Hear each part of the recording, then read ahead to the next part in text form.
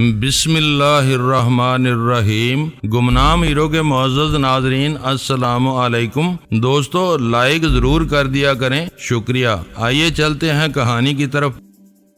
کبھی کبھی میں اس کے لیے کام بھی کرتا رہتا تھا۔ اس نے مجھے بینکاک میں پیر جمانے کا مشورہ دیا تھا۔ بہت نیک اور بے لوث آدمی تھا۔ اسے کسی نے اس کے گھر میں مار ڈالا، آج تک اس کے قاتل کا پتہ نہیں چلا۔ شبراج سے اسی نے ملوایا تھا۔ میں نے ایک فوری خیال کے تحت پوچھا۔ ہاں، سر کی جنبش کے ساتھ اس نے جواب دیا۔ اس نے مجھے بہت سے لوگوں سے ملوایا، ان میں شبراج بھی شامل تھا۔ وہ میرا آئیڈیل تھا۔ میں اسی کی طرح سیاست میں اپنا نام پیدا کرنا چاہتا تھا۔ میں پاکستانی تھا مگر انیل کے لیے کام کر کے بڑی رقمیں کماتا تھا۔ کئی بار میں نے ممبئی اور بینکاک سے اس کے لیے اپنے آدمی بھیجے جنہیں وہ اچھا معاوضہ دے کر لوٹاتا تھا۔ اچانک مجھے راجن کے دو رپوش آدمی یاد آ گئے۔ راجن پر غالب آنے کے بعد میں نے انہیں بلا دیا تھا۔ وہ کہیں سے اچانک نمودار ہو کر مجھے مشکلات سے دوچار کر سکتے تھے۔ میں نے ان کے بارے میں راجن سے پوچھا تو اس نے بتایا کہ وہ دونوں اس کے کاروباری ٹھکانوں کی تجوریوں سے رقمیں سمیٹنے کے لیے گئے ہوئے تھے۔ راجن کے ہر کلب اور کسینوں کی بھاری آمدنی رات گئے حساب کتاب کے بعد تجوریوں میں محفوظ کر دی جاتی، جسے اگلے روز آنے والا عملہ راجن کی ہدایت کے مطابق بینک یا موتی محل میں پہنچا دیتا۔ اس روز سارے ٹھکانوں پر تالے پڑے ہوئے تھے۔ عملہ غائب تھا۔ راجن نے اپنے پاس سے ڈپلیکیٹ چابیاں دے کر ان دونوں کو ادھر روانہ کر دیا تھا تاکہ باغی عملے کو اس کی کمائی پر ہاتھ صاف کرنے کا موقع نہ مل سکے۔ وہ کچھ دیر پہلے گئے تھے۔ انہیں باری باری شہر میں پھیلے ہوئے 6 ٹھکانوں پر جانا تھا۔ آدھی رات سے پہلے ان کی واپسی کا امکان نہیں تھا۔ اب پھر اصل موضوع کی طرف آ جاؤ۔ ان دونوں کے بارے میں جان لینے کے بعد میں نے راجن سے کہا، انیل نے تمہیں کن لوگوں سے ملوایا اور کون کون تمہاری سرپرستی کرتا تھا؟ مجھ سے یہ سب نہ پوچھو۔ یکا یک وہ خوف زدہ ہو گیا۔ ان باتوں سے مجھے ڈر لگ رہا ہے۔ ایسا معلوم ہو رہا ہے جیسے میرا کچا چٹھا اگلوانے کے بعد تم مجھے مار دو گے۔ ابھی تم خود کہہ چکے ہو کہ زندگی اور موت کے اس چوراہے پر تم سے انتخاب کا حق چھن چکا ہے اور لبلبی پر میری انگلی ہے۔ پھر بھی تمہیں ڈرنے کی ضرورت نہیں۔ تم جیسا شکار روز ہاتھ نہیں آتا۔ میرا کام ایسا ہے کہ تمہاری بتائی ہوئی باتیں برسوں میرے کام آتی رہیں گی۔ میں نے یہ موقع کھو دیا تو بعد میں تم سے ایک لفظ بھی نہیں جان سکوں گا۔ میں نے اسے دلاسا دیا، قسم کھا کر وعدہ کرو کہ تم مجھے نہیں مارو گے۔ اس نے بے اعتباری سے کہا، میں قسم کھاتا ہوں کہ اب تمہیں نہیں ماروں گا۔ میں نے پورے خلوص سے اسے یقین دلایا۔ یہ حقیقت تھی کہ میں اسے لاتوں اور مکوں سے نہ مارنے کا ارادہ کر چکا تھا۔ وہ میرے ہاتھوں اتنی مار کھا چکا تھا کہ اس پر مزید ہاتھ اٹھانا مناسب نہیں تھا۔ انیل نے مجھے صرف کرنل گیری سے ملایا تھا۔ وہ یہاں امریکی سفارت خانے کا انفارمیشن افسر تھا۔ راجن نے چند لمحوں کے سکوت کے بعد اپنی زبان کھولی۔ اس کے کہنے پر میں نے ایک بڑی دعوت کی۔ شراب کی کثرت اور عورتوں کی بھیڑ سے سفارتکار اور بڑے لوگ خوش ہوتے ہیں۔ اس کے بعد یہ سلسلہ چل پڑا اور میرا اثر و رسوخ بڑھتا چلا گیا۔ وہ کسی ایجنسی کا آدمی ہے؟ میں نے پوچھا۔ مجھے نہیں معلوم۔ وہ مجھ سے بہت سے کام نکلواتا ہے۔ میرا گہرا دوست ہے۔ انیل یہاں آتا تھا تو اکثر ہم تینوں مل کر بیٹھتے تھے۔ ان دونوں کی زیادہ تر باتیں پاکستان اور شبراج کے بارے میں ہوتی تھیں۔ وہ اسے اور اونچا لے جانے کے خواب دیکھ رہے تھے۔ تم نے وہ سب مٹی میں ملا دیا۔ اسے شبراج کے انجام کا علم نہیں ہے۔ کئی بار مجھ سے اس کے بارے میں پوچھ چکا ہے۔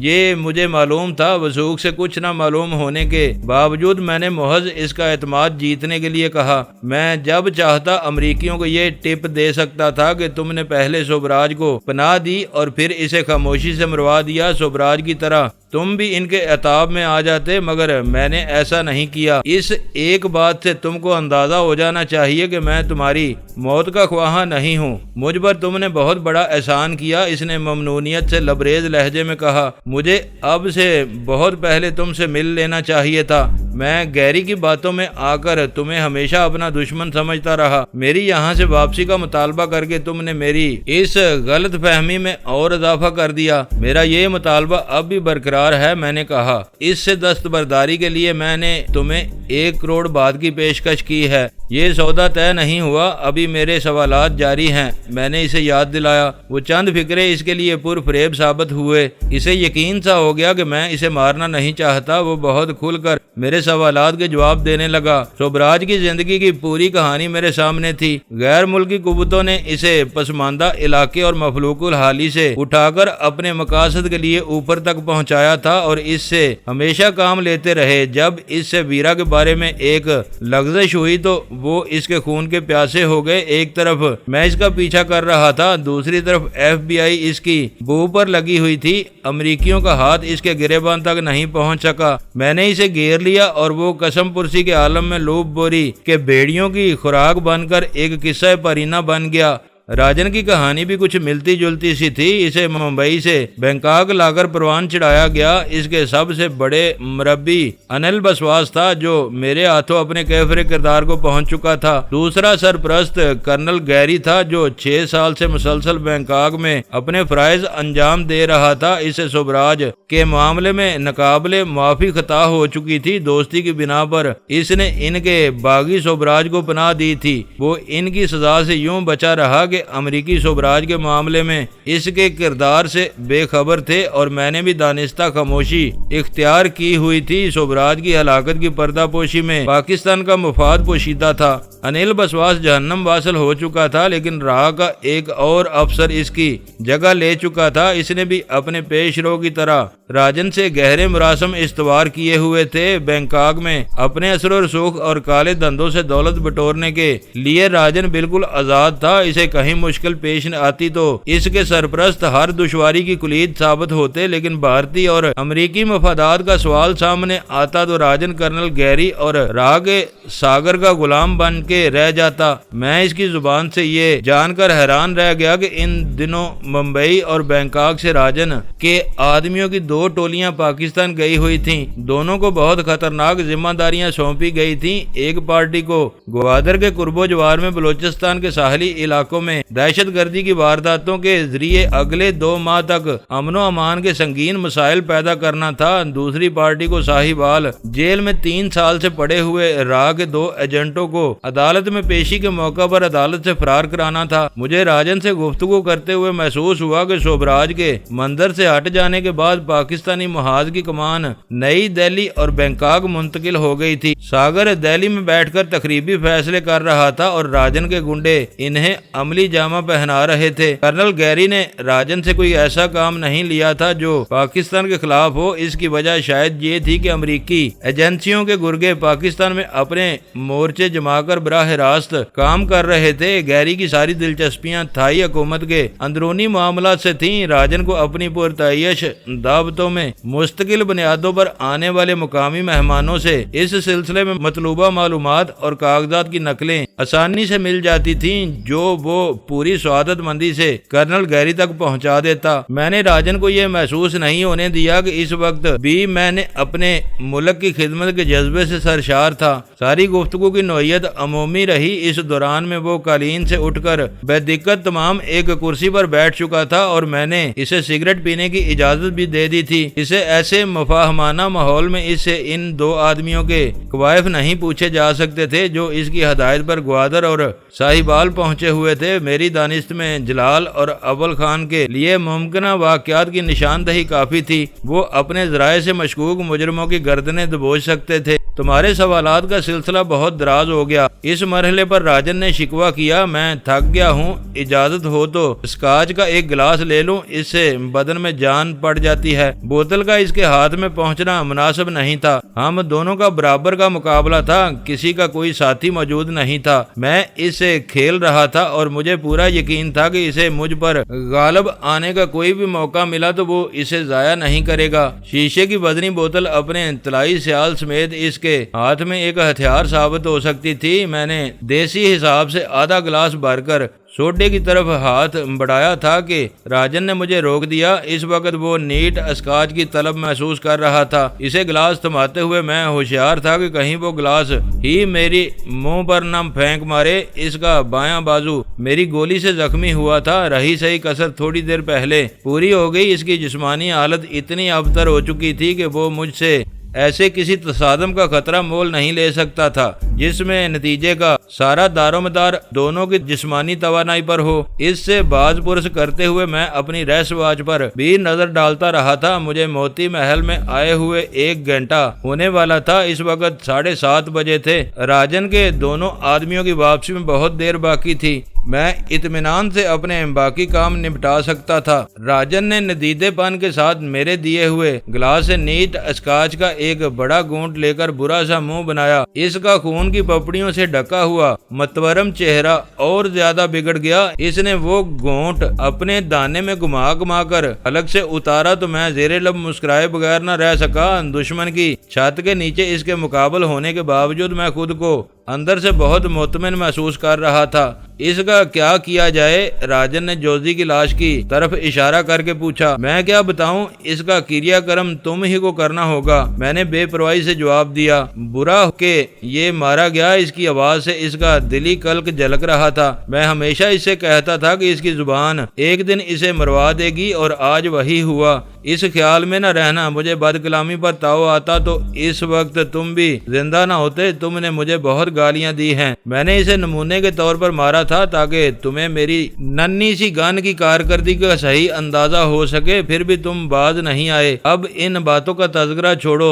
تمہارے سوال ختم ہو گئے ہوں تو اب دوسری بات بھی طے ہو جائے، اس نے پر امید لہجے میں کہا۔ تم جو بات چاہو کر سکتے ہو، میں نے کھلے دل سے جواب دیا۔ میں نے تمہیں 1 کروڑ بعد کی پیشکش کی تھی، اس نے میری طرف دیکھتے ہوئے کہا۔ یہ بہت کم قیمت ہے، زندگی اور بینکاک کی بادشاہی یہ دونوں کا سودا ہے، پھر تم خود بتا دو، میں مان لوں گا۔ اس نے ہتھیار ڈال دیے۔ 3 کروڑ، میں نے داہنے ہاتھ کی 3 انگلیاں فضا میں لہرائیں۔ منظور ہے؟ وہ رقم سنتے ہی بولا۔ 1 کروڑ میں ابھی نقد دے دیتا ہوں، باقی رقم کل تم کو مل جائے گی، اس میں کوئی ہیر پھیر نہیں ہوگا، ادھار نہیں چلے گا۔ بات نقد کی ہوئی تھی، میں نے اصرار کیا۔ شی سے منہ موڑنے کے بعد میں نے گن بوٹ کے سودے کے علاوہ کہیں ہاتھ نہیں مارا تھا۔ شراب نوشی ترک کرنے کے بعد میرے ذاتی اخراجات نہ ہونے کے برابر رہ گئے تھے۔ ہم چاروں کی گزر بسر اسی خطیر رقم سے ہو رہی تھی جس کا بڑا حصہ اس وقت بھی جہانگیر کی بیوی کے پاس محفوظ تھا۔ ضروریات کے پیش نظر میں اس سے چھوٹی چھوٹی رقمیں لیتا رہتا تھا۔ آمدنی کے بغیر اخراجات کا سلسلہ جاری رہے تو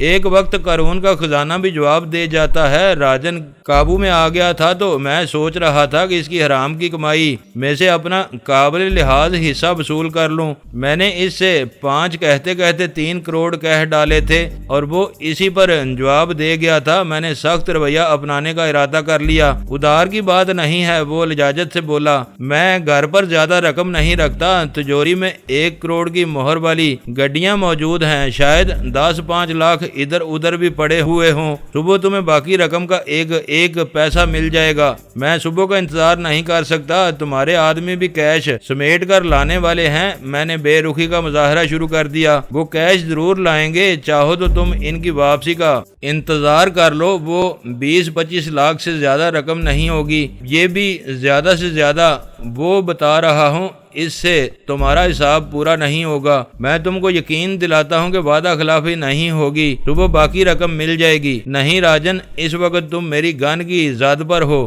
ہر بات مان لو گے۔ صبح یہ صورتحال بدل چکی ہوگی، خود کو میری جگہ رکھو، پھر سوچو کہ تم کیا کہہ رہے ہو۔ میں ایسا احمقانہ سودا نہیں کر سکتا جس کا انجام غیر یقینی ہو۔ تم دشمنی کے نقطہ نگاہ سے سوچ رہے ہو، ہمارے درمیان مفاہمت ہو چکی ہے، میں نے تمہارے پچھلے احسانات کو مان لیا ہے۔ اس فضا میں تم کو مجھ پر اعتماد کر لینا چاہیے۔ میں وعدہ خلافی کروں تو تم کرنل گیری کو سوبراج کا پورا قصہ بتا کر ہر وقت میرا مستقبل تاریک کر سکتے ہو۔ میں زندگی بھر تمہارے سامنے سر نہیں اٹھا سکتا، تمہیں دغا کیسے دوں گا؟ بیکار باتیں ہیں، میں نے اکتائے ہوئے انداز میں کہا۔ کرنل گیری کے ایجنٹ تمہارے پیچھے لگ کر تمہیں مار دیں گے، وہ غداروں کو یہی سزا دیتے ہیں۔ تمہاری بے فیض موت سے مجھے کیا حاصل ہوگا؟ میں اپنی ڈوبی ہوئی رقم کس سے مانگوں گا؟ راجن گھبرایا ہوا تھا، اس کی خون آلود پیشانی پر پسینہ آ گیا تھا، جو خون میں گل کر لکیریں بنا رہا تھا۔ وہ چند لمحوں تک خاموش رہا، پھر بولا، میں تمہارا یرغمالی بننے کے لیے تیار ہوں۔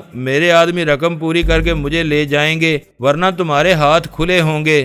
1 کروڑ کہاں ہے؟ میں نے خشک لہجے میں پوچھا۔ یہیں اسی کمرے میں ہے، کہو تو 5 منٹ میں نکال دوں۔ یوں محسوس ہوا جیسے اس کے بدن میں ایک دم جان پڑ گئی ہو۔ رقم نکالو، میں نے کسی یقین دہانی کے بغیر اسے ہدایت کی اور اس نے اسی لمحے اپنی جگہ چھوڑ دی، جیسے اسے خوف رہا ہو کہ تاخیر کی صورت میں اپنا ارادہ بدل دوں گا۔ اس نے اس خوابگاہ کے ایک دور افتادہ گوشے میں قالین کا کونا الٹ کر چابیاں نکالیں اور ایک دیوار گیر تصویر کی طرف بڑھ گیا۔ میں اپنی جگہ بیٹھا غور سے اس کی ایک ایک حرکت دیکھتا رہا۔ کوئی کل دباتے ہی وہ تصویر اوپر سرکتی چلی گئی۔ اس کے پیچھے دیوار گیر آہنی تجوری نظر آ رہی تھی۔ راجن نے اپنے زخمی بازو کے سبب مجھے اپنی مدد کے لیے بلانا چاہا، مگر میں نے انکار کر دیا۔ تصویر کے سرکنے کا نظام دیکھ لینے کے بعد مجھے اندیشہ تھا کہ تجوری میں کوئی شبدہ پوشیدہ نہ ہو۔ اسے کچھ دیر لگی، لیکن اس نے تجوری کھول کر نئے اور پرانے نوٹوں کی گڈیاں مسحری پر ڈھیر کرنا شروع کر دیں۔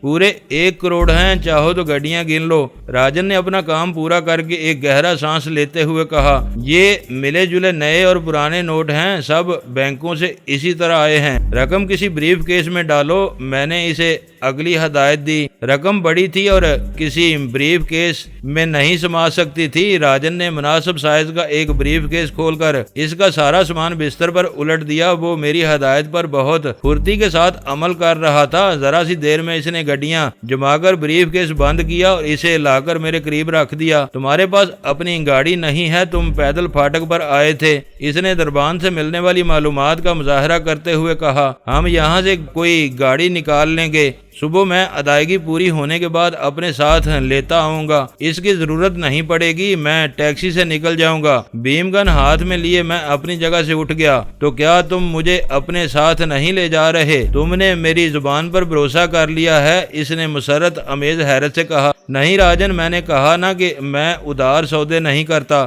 اب سن لو کہ میں مردوں کو کبھی اپنے ساتھ نہیں لے جاتا۔ لاشیں مل جاتی ہیں تو لواحقین کو صبر آ جاتا ہے۔ خوف اور دہشت سے اس کی آواز حلق میں پھنس گئی۔ اس کا دائنا ہاتھ فضا میں اچھلا اور میں نے اسی لمحے اس کی پیشانی پر بیم گن فائر کر دی۔ وہ کھڑے کھڑے کسی تناور درخت کی طرح لہرا کر قالین پر آ رہا۔ گمنامی سے زندگی شروع کرنے والا راجن بینکاک میں شہرت و امارت کی زندگی گزارنے کے بعد اچانک خاموش ہو چکا تھا۔ وہ سوبراج کے بدماش قبیلے کا آدمی تھا اور آخر کار اسی کے پاس پہنچا دیا گیا تھا۔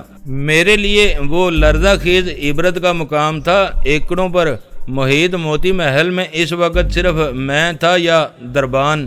اس پرشکو مکان کا اصل مالک اور مکین اپنی ساری جمع پونجی کو لاوارث چھوڑ کر مر چکا تھا۔ دجل و فریب سے حاصل کی ہوئی بے اندازہ دولت اسے بے بسی کی موت سے نہیں بچا سکی تھی۔ میں نے اپنے وعدے کے مطابق اسے بالکل نہیں مارا، بس مار دیا تھا۔ اس خوابگاہ کی تلاشی لے کر میں نے چند لمحوں میں ایک بھرا ہوا پستول حاصل کر لیا جو مسحری کے سرہانے تکیے کے نیچے رکھا ہوا تھا۔ پستول کا میگزین چیک کر کے میں نے اسے جیب میں ڈالا اور تیزی سے پھاٹک کی طرف چل دیا۔ راجن کا قصہ تمام ہو جانے کے بعد میں جلد از جلد وہاں سے نکل جانا چاہتا تھا۔ واپسی میں تاخیر خطرناک ثابت ہو سکتی تھی۔ دربان نے میری بات حیرت سے سنی۔ وہ پریشان تھا کہ راجن نے اسے بلانے کے لیے مجھے کیوں بھیجا۔ وہ انٹرکام پر ہدایت دے سکتا تھا۔ میں نے اسے بتایا کہ انٹرکام خراب تھا۔ وہ جسیم اور تنومند آدمی تھا۔ اس کی آنکھوں میں شکوک و شبہات کی پرچھائیاں دیکھ کر میں نے واپس جا کر راجن کو اس کے تردد سے آگاہ کرنے کا ارادہ ظاہر کیا تو وہ بڑبڑاتا ہوا میرے ساتھ ہو رہا۔ اسے فکر تھی کہ گیٹ لاوارث رہ جائے گا۔ راجن کی قتل گاہ سے باہر آتے ہوئے میں نے راستہ ذہن نشین کر لیا تھا۔ بند دروازے پر روک کر میں نے دربان کو اندر جانے کے لیے کہا۔ وہ دروازہ کھول کر اندر گھسا تو میں اس کے پیچھے تیار کھڑا ہوا تھا۔ جوزی بظاہر کرسی پر بیٹھا ہوا نظر آ رہا تھا، جبکہ راجن قالین پر پہلو کے بل غیر فطری حالت میں ساکت پڑا ہوا تھا۔ اسے دیکھ کر دربان کے حلق سے ایک بے ساختہ چیخ نکلی۔ میں نے راجن کے اس چیلے کی کھوپڑی پر گولی چلا دی اور اس کی وہی چیخ موت کی بھیانک پکار میں بدل گئی۔ وہ کسی اندھے کی طرح فضا میں اپنے ہاتھ مارتا ہوا منہ کے بل گر گیا۔ میری چلائی ہوئی گولی اس کی کھوپڑی کو چیرتی ہوئی چہرے سے نکل گئی تھی۔ موتی محل میں میری آمد کے 3 گواہ تھے اور تینوں موت کی آغوش میں جا چکے تھے۔ وہاں تک سب کام خوش اسلوبی سے ہو چکا تھا، لیکن میں جلال کی مخلصانہ ہدایت کا پاس نہیں رکھ سکا تھا۔ دشمنوں کو کیفر کردار تک پہنچانے کے بعد میرے لیے اپنا تحفظ بھی ضروری تھا۔ موتی محل سے بھیم گن سے مارے ہوئے دشمنوں کی لاشیں برآمد ہوتی تو میرے خلاف ایک اور بھیانک محاذ آرائی شروع ہو جاتی۔ میرے ذہن میں بینکاک کے ویران ساحل کا تجربہ تازہ تھا۔ وہاں آگ نے 2 لاشوں کو چاٹا تھا، یہاں بھی اصل حق دار 2 تھے جو بھیم گن کا ذائقہ چکھ چکے تھے۔ دربان کی موت یوں ضروری تھی کہ اس نے مجھے دیکھ لیا تھا، یہ بات ہر شک و شبے سے بالا تھی کہ راجن کی ٹولی کا وہ عام سا بھارتی کارندہ بھی پاپی مجرم رہا ہوگا۔ وہ گولی سے مرا تھا، اس کی لاش کو جلانے کی ضرورت نہیں تھی، مگر کھوپڑی سے ہو کر باہر نکلنے والی گولی نے اس کے چہرے کا ایسا بھرتا بنایا تھا کہ مجھے اس کی طرف دیکھنا ہی گوارا نہیں تھا۔ لاش کو وہاں سے کہیں اور منتقل کرنا تو دور کی بات تھی۔ میں نے چند لمحوں کے لیے سوچا بدن میں اترنے والے زہر کی علامات کو اگر چاٹ سکتی تھی۔ کاسہ سر میں بھیم گن کی دھار کا بنایا ہوا سوراخ سوختہ ہڈیوں میں بھی آسانی سے نظر آ سکتا تھا۔ اس مسئلے کا ایک ہی حل تھا کہ ان دونوں پر بھی چند گولیاں ضائع کر دی جائیں۔ میں نے چند قدم دور ہٹ کر جوزی کی لاش کی پیشانی پر فائر کیا۔ میرے اندازے کے مطابق گولی اس کے سر کے پار نکل گئی۔ راہ میں آنے والی ہڈی پاش ہونے کے نتیجے میں بھیم گن کے استعمال کا ہر سراغ یقیناً مٹ گیا تھا۔ راجن کی لاش قالین پر سکڑی ہوئی بے طرح پڑی تھی مگر گرم تھی۔ میں نے ٹھوکر سے اسے سیدھا کیا اور ایک گولی اس کی پیشانی سے بھی گزار دی۔ وہ لاشیں یوں ہی چھوڑ دی جاتی تو انہیں دیکھنے والے یہی سمجھتے کہ تینوں کا قاتل انسانی کھوپڑیوں کو چکنا چور کرنے کا شوقین تھا۔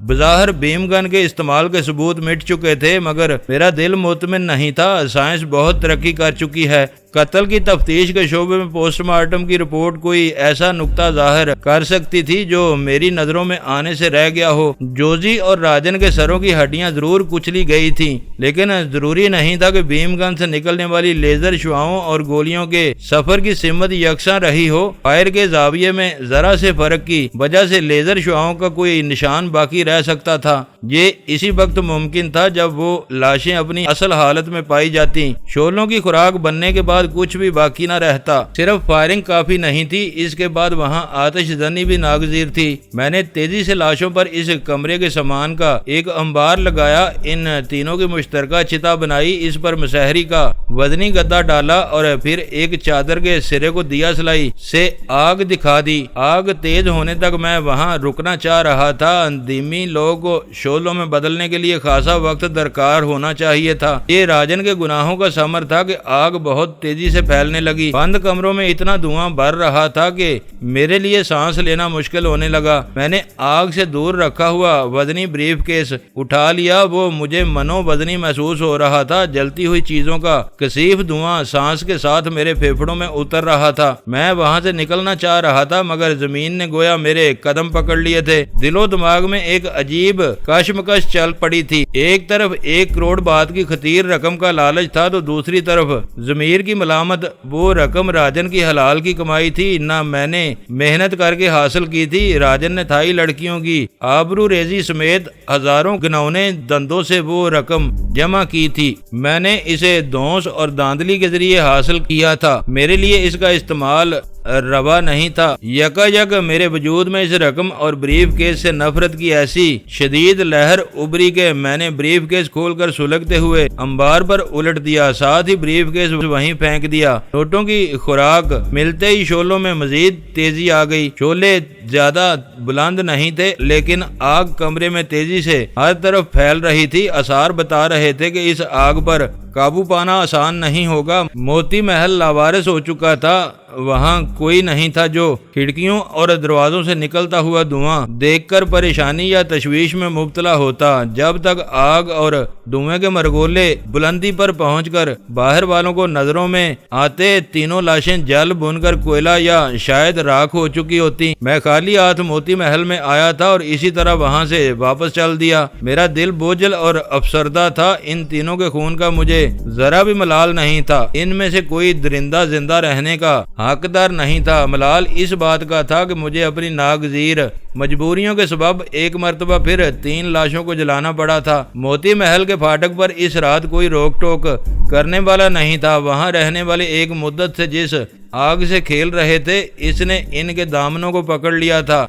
मैं वैरान गार्ड रूम के आगे से होता हुआ फाटक के बराबर वाले पतले से रास्ते से बाहर निकल गया। मैं रास्ते पर जिंदगी की बेसबाती और इंसान की बेपरवाहियों में उलझा रहा। इंसान जिंदा होता है तो अपने मुख्तलिफ मकासद और मंसूबों के लिए जायज राय से दौलत जमा करने के चक्रों में दिन रात लगा रहता है। इसे ये खबर नहीं होती कि इसका अंदर जाने वाला सांस बाहर आएगा या वहीं रह जाएगा, मगर वो बरसों और अशरों के हिसाब किताब में उलझा रहता है। जब इसकी जिंदगी का चिराग गुल हो जाता है, ये सारा हिसाब किताब इसके किसी काम नहीं आता। बाद सूरतों में बाद वालों के गले पड़ जाता है। मैं अपने कमरे में पहुंचा तो गजाला मेरे पीछे दरवाजे बंद करते हुए वालहाना अंदाज में मुझसे लिपट गई। मेरी बाहों में इसके झटके लेते हुए बदन से अंदाजा हो रहा था कि वो मुंह से कोई लफ्ज निकाले बगैर सिसक कर रो रही थी। इसे अंजाम का इल्म नहीं था, लेकिन ये मालूम था कि मैं एक